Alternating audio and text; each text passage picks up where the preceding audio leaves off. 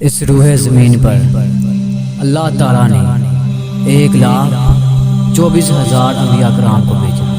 ان انبیاء کرام کی لسٹ میں حضرت سلیمان علیہ السلام کا نام لیا تھا۔ حضرت سلیمان علیہ السلام حضرت داؤد علیہ السلام کے بیٹے تھے۔ وہ اپنے والد کے بعد بنی اسرائیل کے بادشاہ بنے۔ اللہ تعالیٰ نے حضرت سلیمان علیہ السلام کو اپنا نبی چنا۔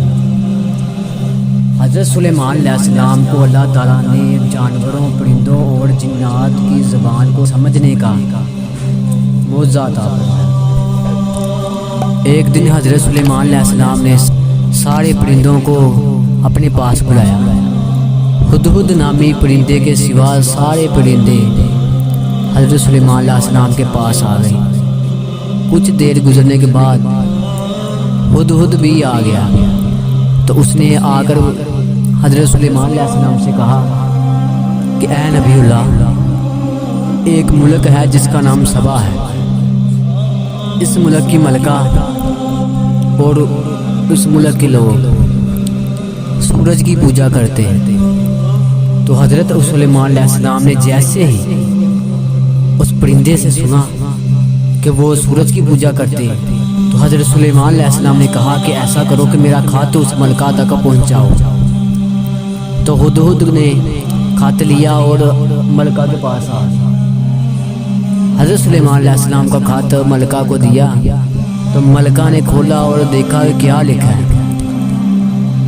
خط میں حضرت سلیمان علیہ السلام نے حکم دیا تھا کہ تم سب سورج کی پوجا چھوڑ دو اور ایک اللہ تعالیٰ کی عبادت۔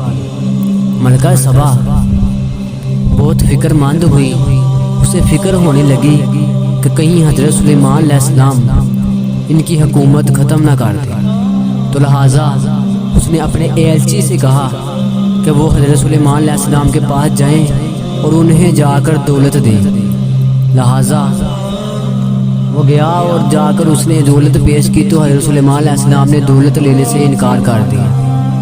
اس نے واپس آ کر ملکہ سے یہ سارا واقعہ بیان فرمایا، تو ملکہ نے کہا کہ چلو ٹھیک ہے، میں خود حضرت سلیمان علیہ السلام کے پاس جاتی ہوں۔ حضرت سلیمان علیہ السلام کو ملنے کے لیے ملکہ خود چل پڑی۔ جب حضرت سلیمان علیہ السلام کو پتہ چلا کہ ملکہ آ رہی ہے، تو حضرت سلیمان علیہ السلام نے جنات کو حکم دیا کہ ملکہ کا تخت اٹھا لاؤ۔ جنات حضرت سلیمان علیہ السلام کے کہنے پر ملکہ کا تخت اٹھا کر لے آئے۔ جب ملکہ کے پہنچنے سے پہلے اس نے اپنا تخت وہاں پر دیکھا تو وہ بہت حیران ہوئی۔ اس کے بعد حضرت سلیمان علیہ السلام ملکہ کو اپنے محل میں لے آئے۔ محل اس قدر خوبصورت تھا کہ اس کا فرش شیشے کا بنا ہوا تھا۔ یہ دیکھ کر ملکہ نے کہا کہ یہ محل کوئی عام بادشاہ نہیں بنا سکتا، اس لیے اس نے کہا کہ وہی سب سے بڑا ہے۔ سب سے بڑا سورج نہیں، سب سے بڑا وہی ہے جس نے حضرت سلیمان علیہ السلام کو بنایا، وہی ہے جس نے سورج کو بنایا، وہی ہے جس نے مجھے بنایا۔ تو اس لیے اس ملکہ نے کہا کہ آج کے بعد میں اللہ تعالیٰ پر ایمان لاتی ہوں۔